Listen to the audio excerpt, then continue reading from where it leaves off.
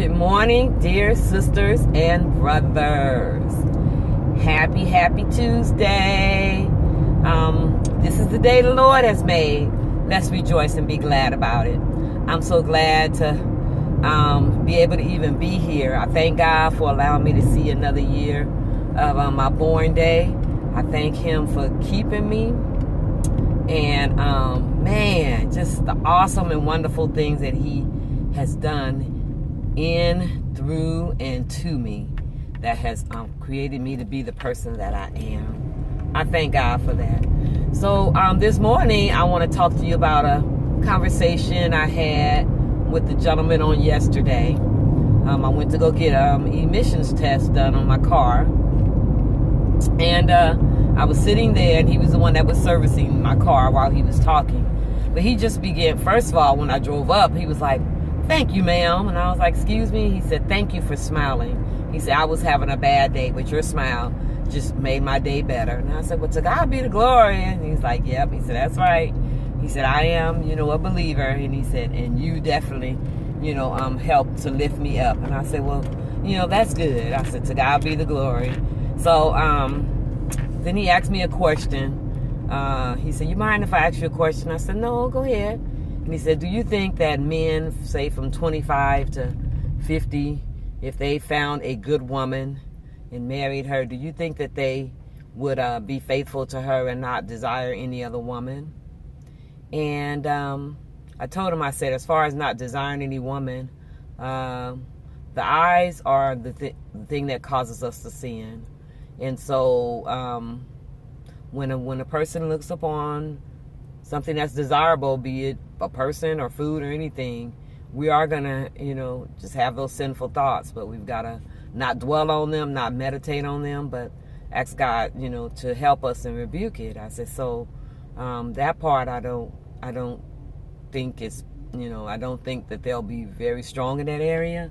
And I said, as far as faithfulness, that's something he's got to make a choice to do. I said the 20s and 30s, but maybe 40s. If they waited to get married until they were 40, it's usually because they're really ready to be committed. And so perhaps from there on, they could be committed.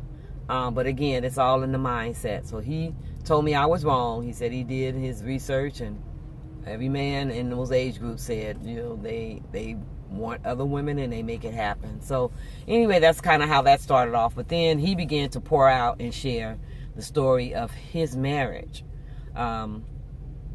He, began to say that that the reason he is unhappy right now is because his wife is not providing him with what he needs. And I said, "What do you mean by that?" And he said, "Well," he said, "I like a clean house." He said, "She's not nasty, but she's messy." And he said, and then she has let her body go. She's not trying to do anything to improve it, but she's let her body go.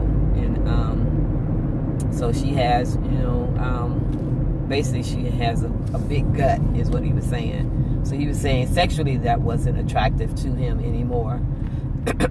Excuse me. So, and he said, and then the house, thirdly, the house is noisy. He said she's a beautician, so she works out her own, and the house is noisy.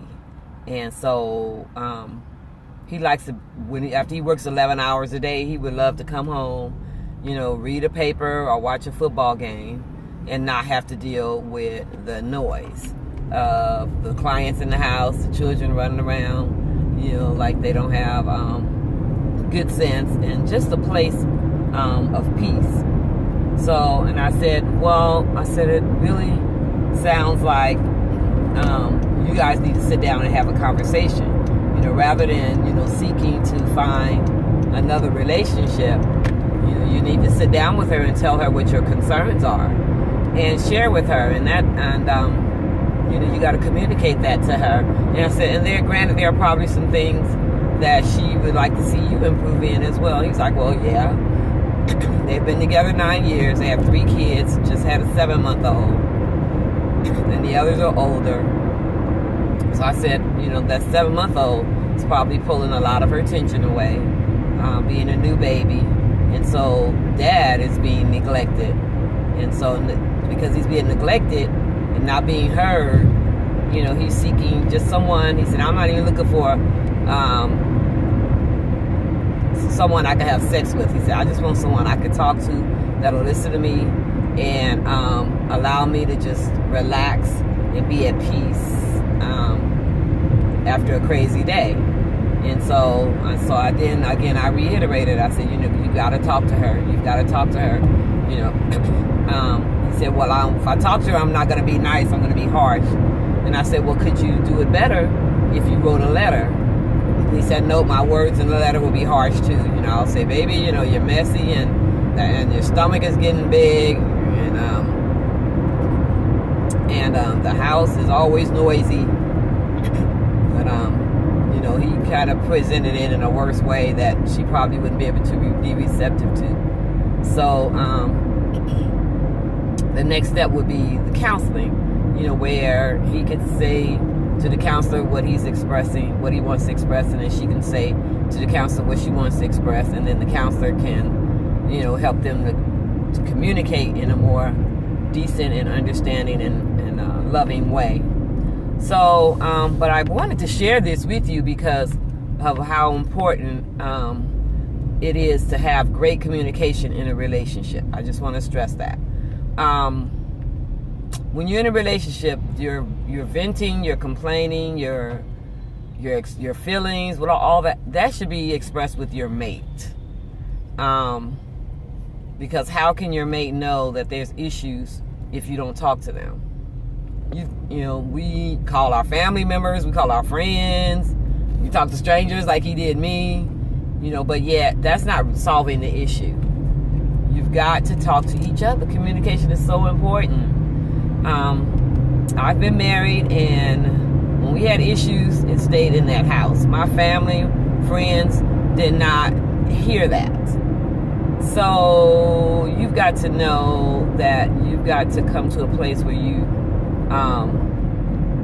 if it's something that needs to be resolved in the marriage, then you need to discuss it with that person.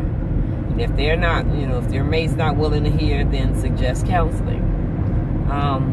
But don't bring other people into your marriage, because you never know. The enemy may be lurking, waiting for it to fail, and then they celebrate and say, "Ha ha," you know. So I just want to encourage you today, as people who are in relationships and trying to make it work and want it to work, even though it's having issues.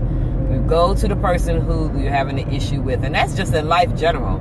If you got an issue with a coworker or a family member or a friend, go to that person and talk to them and talk with them, pray with them, so that things can get better or at least be heard. That's what the Bible says. It says if you have some issues with your neighbor, then go to them in secret. One-on-one, and talk to them. So that's my word for today. Communication, communication, communication. Go to the source. All right? I love you all. Have a great and awesome day. Be encouraged. Go out and bless someone today. Encourage someone today. And compliment someone today. And hey, I love you. There's nothing you can do about it. Can we talk? Bye for now.